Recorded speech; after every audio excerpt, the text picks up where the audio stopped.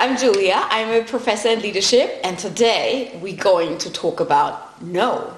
Yes, we're going to talk about how to say no. Because so many people I know, including me, struggle with saying no. We kind of like have these things in our mind where we say, oh, if we say no, maybe then people don't like us, or then maybe people think that we are unfriendly, or then people think that's really mean. And so a lot of people have the tendency to just say yes, even their plate is already full with work items, and then we end up doing lots of things that are having maybe low quality value. So what do I mean with low quality value? So I mean there are things that can move you ahead or bring you joy, and if we're just stuck to always feeling like we're running after a train, you know this feeling? So there's a train and it's moving and you're running after the train and you're trying to jump on the train. And that is often because we have not been saying no. So there are two sides to saying no. The first question is, ask yourself, why do I really struggle saying no? So what's really behind it? What's kind of like maybe my fear, or what is even just my assumption? So what's your assumption? If you say no, what could happen? And the second thing is, of course, the practicality. So how do you say no in an okay way? So saying no does not mean you're not nice. Maybe you are actually being really nice because you are helping the person to solve it for themselves. Maybe you can point them in another direction. It's very important, though, to not go in with, oh, I'm so sorry, or sorry, I don't think, or sorry, maybe this is not a good thing.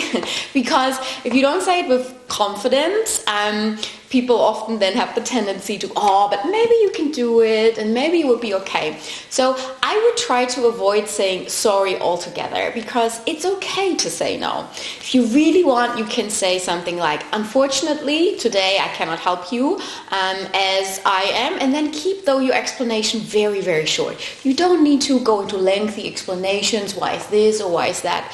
You just can say, unfortunately, today I cannot help you with this task. Again, if you can pinpoint into another direction, that doesn't cost you too much time. So if you say, but I know there's a really good website where you can find it out, or I think there are two other people working on this, or I can connect you with this person, then of course you can do it.